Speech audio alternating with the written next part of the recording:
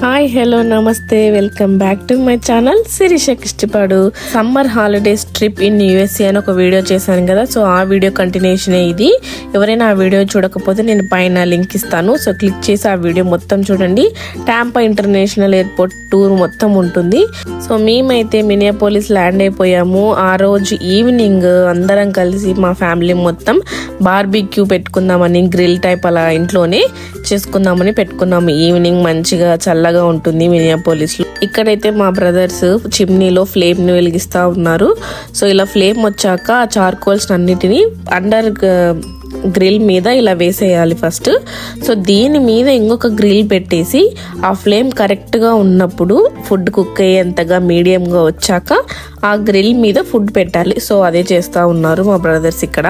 So అక్కడైతే full గా వచ్చేస్తుంది ఫ్లేమ్, అందుకని కాసేపు వెయిట్ చేస్తున్నారు.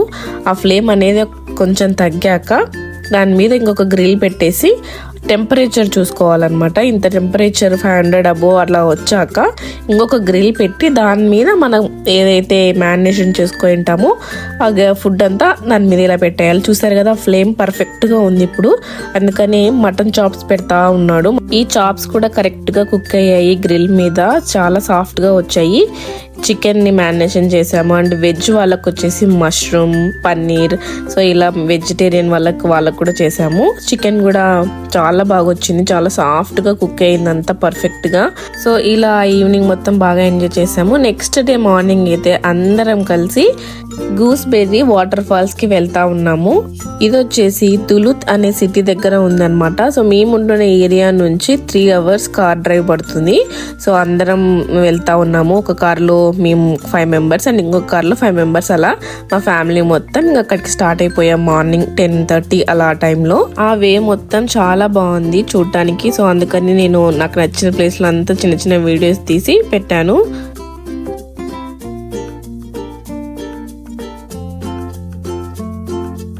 నెక్స్ట్ అయితే ఒక రివర్ స్టార్ట్ అయిపోయింది. ఈ రివర్ మొత్తం దులుత్ సిటీ అంతా ఈ రివరే ఉంది. సో చాలా బాగుందని చెప్పేసి సైడ్ కి ఆపాం మేము ఫొటోస్ అలా తీసుకుందామని. ఇదైతే నాకు రివర్ లా లేదు, బీచ్ లాగా అనిపించింది, కానీ ఇది రివర్ అంట.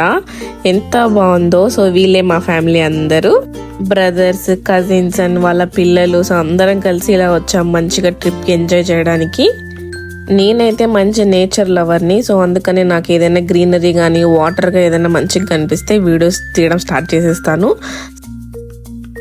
ఇంకా గూస్బెర్రీ వాటర్ ఫాల్స్ కి అయితే వచ్చేసాము. కార్స్ అన్ని అక్కడ పార్క్ చేసేసి ఇలా వాక్ చేసుకుంటూ వెళ్ళాలి మొత్తం వాటర్ ఫాల్స్ కి. కాసేపు అలా కూర్చొని పక్కన ఫొటోస్ తీసుకుంటా ఉన్నాము. సో వాక్ చేద్దామని ఇంకా చాలా సేపు నడవాలి వాటర్ ఫాల్స్ కి. Upper waterfalls, middle waterfalls అని చాలా ఉన్నాయి. సో ఇంకా స్టార్ట్ అయిపోదాము అని వెళ్తా ఉన్నాము. లోహాన్స్ అయితే ఒక దగ్గర కూర్చోడు కదా, సో ఇక్కడ వే చూపిస్తా ఉంది అప్పర్ ఫాల్స్ కి, మిడిల్ అండ్ లోవర్ ఫాల్స్ కి ఎలా వెళ్ళాలి అని. సో మేమైతే ఫస్ట్ అప్పర్ ఫాల్స్ కి వెళ్ళాము. చాలా బాగుంది సీనిక్ ఏరియా ఇదంతా. మొత్తం ఎంత బ్యూటిఫుల్ గా ఉందంటే అంతా వాటర్ ఫాలే. ఈ వాటర్ ఫాల్ ని 3 views లో పెట్టారు, అప్పర్, మిడిల్, లోయర్ అని. సో ఆ వ్యూస్ మొత్తం చూసుకుంటూ రావడమే, వాక్ చేసుకుంటూ మెల్లిగా.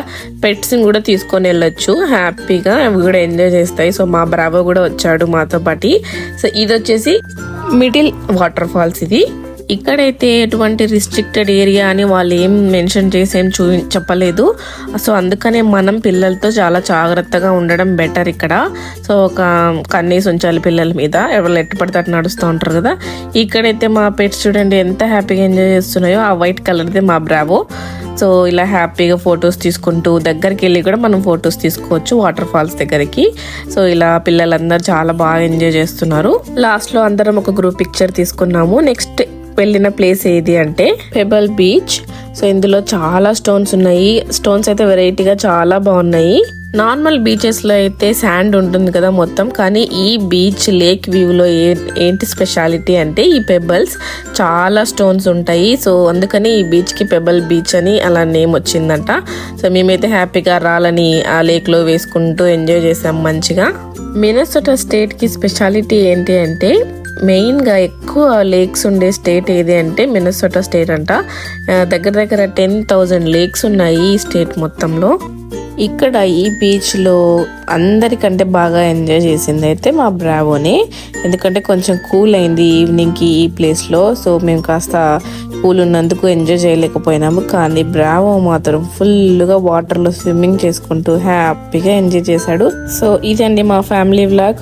మీకు ఈ వీడియో నచ్చినట్లయితే like, share, subscribe my channel.